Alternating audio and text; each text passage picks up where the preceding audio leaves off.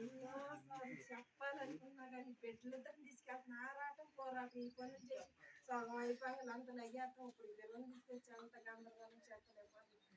ఆ దేవుడికి తెలియని సమయాన్ని ఇచ్చి ఆ బిడ్డను కూడా దెబ్బకు తీసుకెళ్ళిపోయి లేకపోతే జైల్లో పక్షిలాగా అడబడి ఉంటుంది.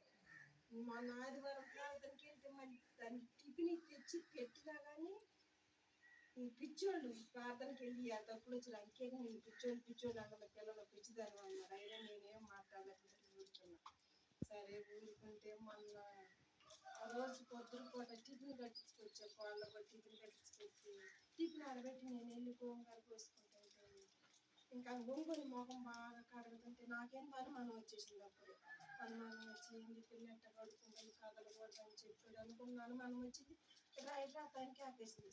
ఆపేసేలేక రీడింగ్ కొట్లన్నీ తడుచుకుని చేసయ్యా ఎవరు దిక్కులేకపోగా నేను ఒంటరిగా పెద్దోళ్ళు ఎవరు లేరు అసలు ఏం చేయాలి. మరి ఆ బిడ్డ దూరాన్ని ఉన్నారు.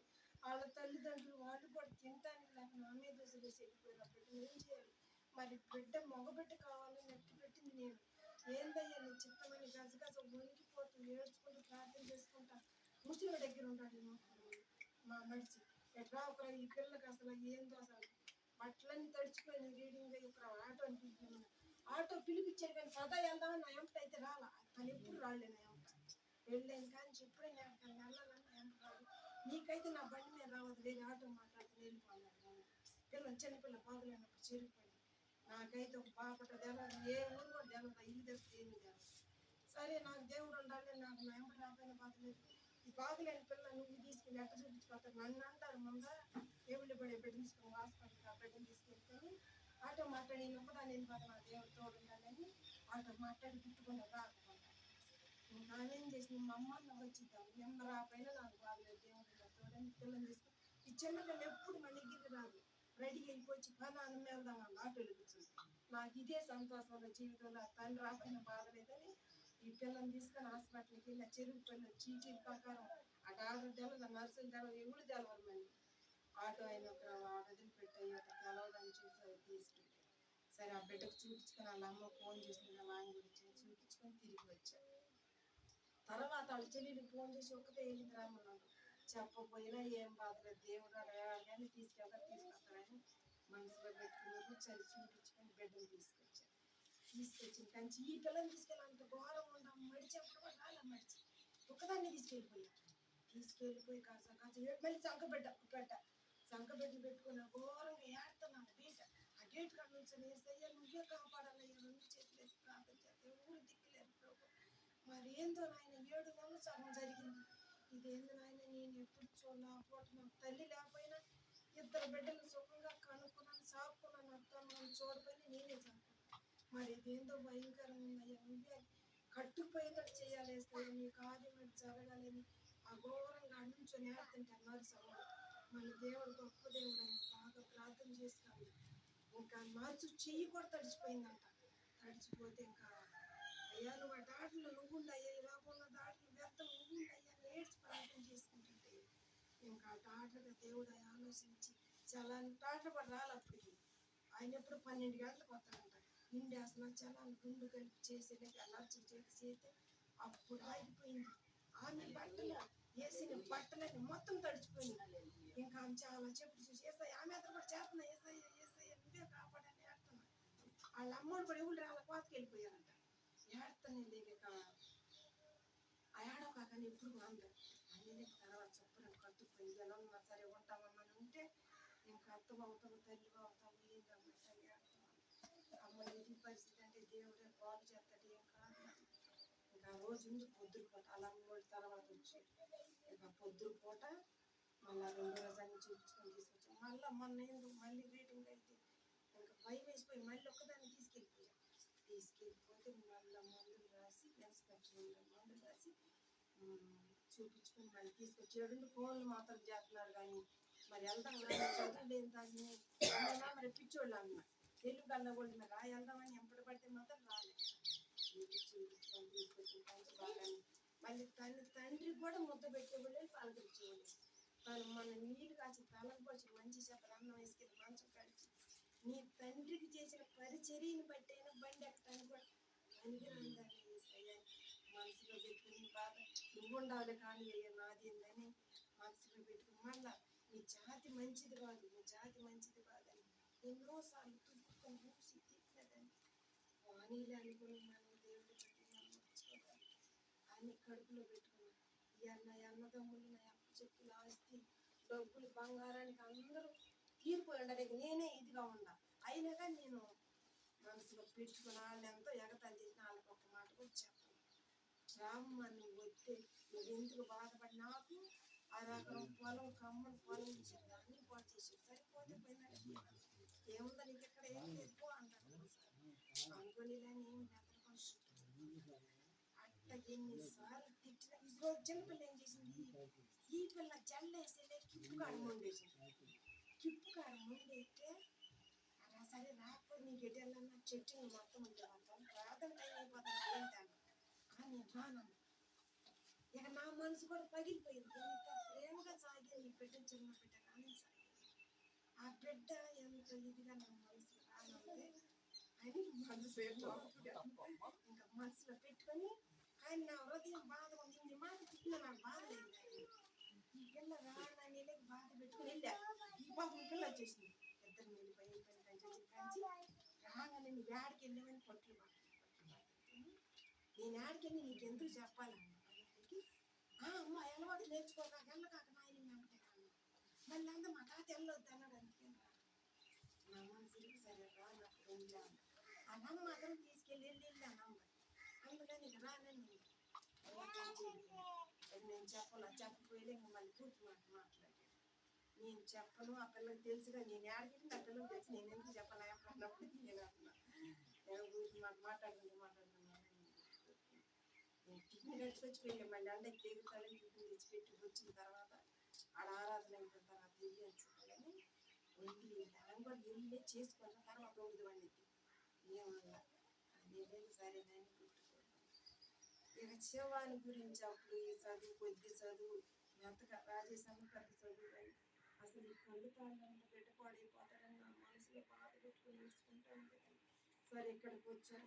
అన్నయ్య వదిలి అందరూ కలిసి ఈ బిడ్డ పరిస్థితి ఎట్లా మారలేదు. నేను ఎంతో బాధపడి చేసి 3 నెలలు కన్నీటి ప్రార్థన అన్నయ్య వదిలి ఈ సమయంలో బిడ్డలు అందరూ చేశారు. ఆ దేవుడు ఎక్కడో కరుణించి ఆ బిడ్డ ఉద్యోగం ఆ ధైర్యుడు పరిచయం ఆ ఉద్యోగం వచ్చిందంటే నమ్మకం ఏంది ఆ పిల్లడికి వచ్చిందా, ఆ పిల్లడికి ఎట్లా వచ్చిందని మళ్ళీ అడుగుతున్నారు. గుడ్డ పిల్లాడికి అయ్యి ఉండిద్దిరా అన్నారు.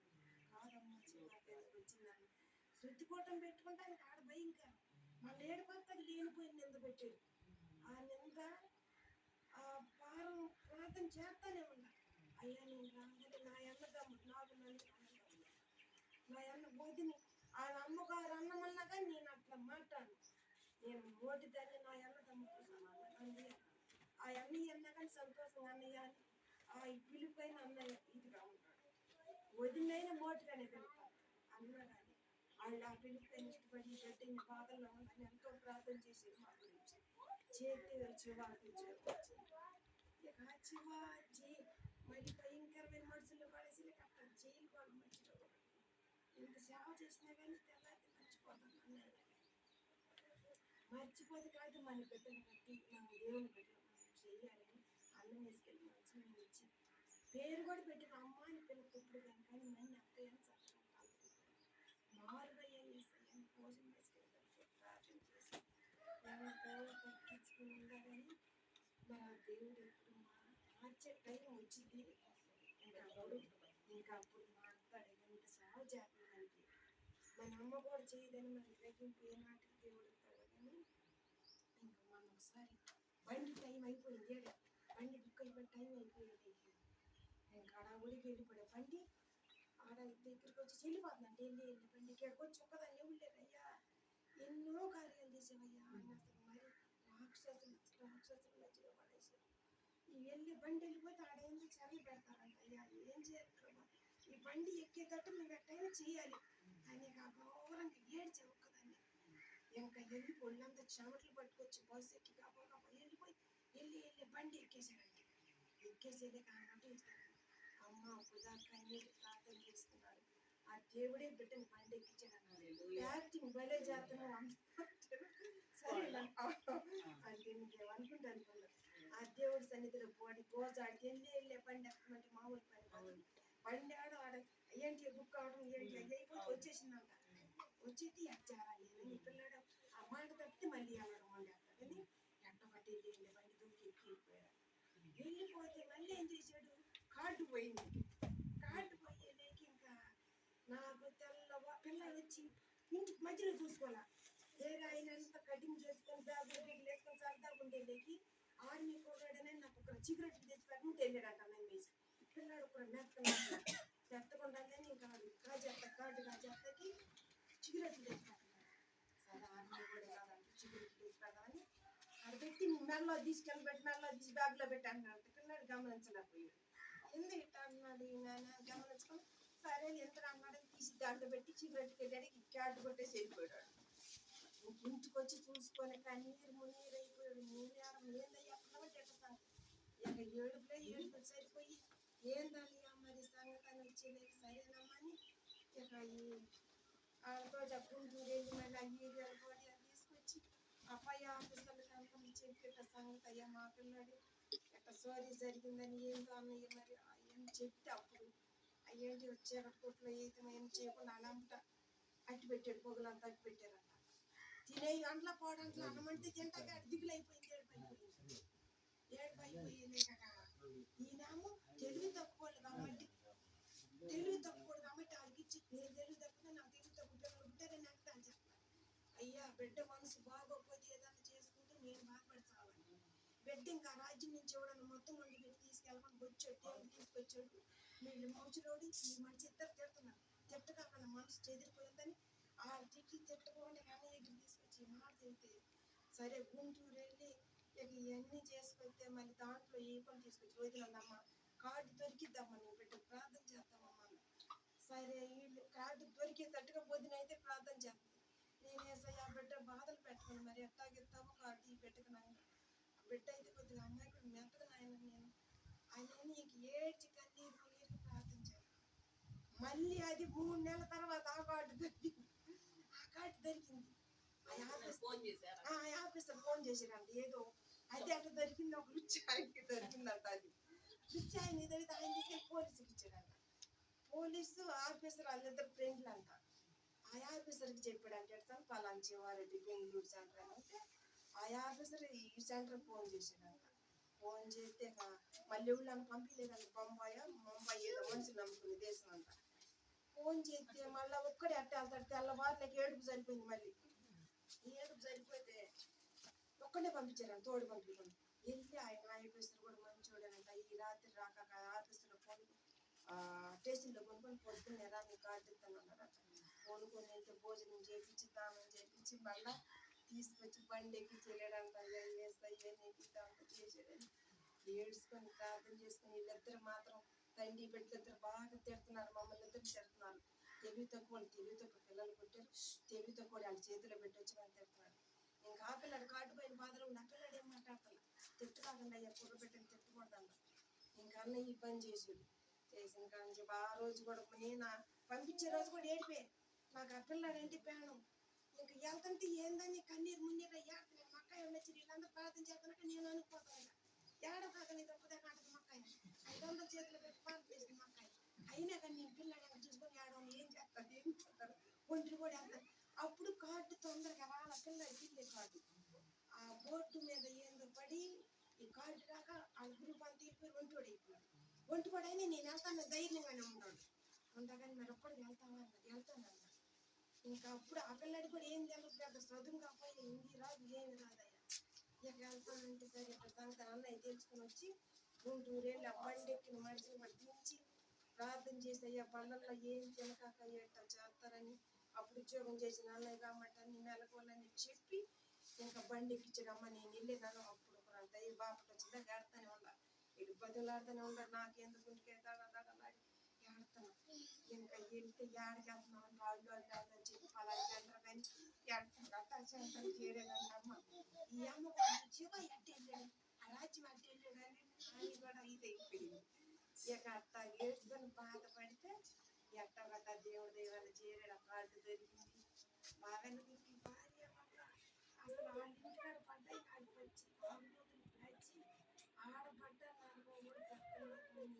పిల్లలు చాలు ఒక రూపాయి కట్టినాము లేదు పడే బాధలు నరకం అన్నమాట అందుకని ఈ పిల్లల్ని ప్రాణం పెంచుకొని పిల్లల్ని సాగుతున్నారు ఇక నా బిడ్డను కూడా పక్కన అంతంత లెక్కన నా బిడ్డ ఇంట్లో మరి పిల్లలు అని ఉండొద్దంటే పక్కన పెట్టుకుని ఏందయ్యా నా బిడ్డ పక్కన పెట్టి ఈ పిల్లలు తెచ్చి సింహాసనం మీద పెట్టి ఏళ్ళకి అన్నం అందించి ఆ పిల్లాడి కుట్లో ఆ పిల్లాడికి నీళ్ళు ఆ పిల్లాడి తను ఒక 2 నెలలు అయితే మళ్ళీ ఉత్తి నీళ్ళు బట్టి నీకు వస్తుంది మళ్ళీ ముసలోడికి మెట్లెక్కి దిగి అందరూ చేసి మరి ఏంది నువ్వు ఎట్లా అయిపోయింది చాకరీ చేస్తున్నావు ఏంటంటే పలగచ్చి ఇడ్లీ నువ్వు తిను అని అందరూ వాళ్ళందరూ టిఫిన్ తెచ్చి పెట్టేలా సరిపోయింది వాళ్ళ పిల్లలు రెడీ చేసి బస్ ఎక్కియారు దేవుడు అన్ని బాధలు పడ్డారని మొన్న మాత్రం నా కోళ్ళ విషయంలో నా కూతురేనని నేను ఎంత అభివృద్ధి దేవుడు రాజేష్ గురించి కూడా మీరు అందరూ ప్రార్థన చేయండి 20వ తారీఖు వచ్చే నెలలో 20వ తారీఖు రన్నింగ్ అంట మీరు అందరూ కలిసి ప్రార్థన చేయండి దేవుడు నా చిన్నసారికి ఈ సమయం ఇచ్చినందుకు దేవుడి కోట్లాది వాళ్ళని ఎన్నోసార్లు చెప్పాలనుకున్నా ఇదే లఘులే లఘులు ఆడికి ఉంటాయి లఘులే లఘులు అట్ట ఎగరగారాధన భయంకరమైన అంత మంచి పాత్ర ఆ జన్మలో ఏ జన్మకైనా మంచి పాత్ర దీన్ని జన్మలో కదా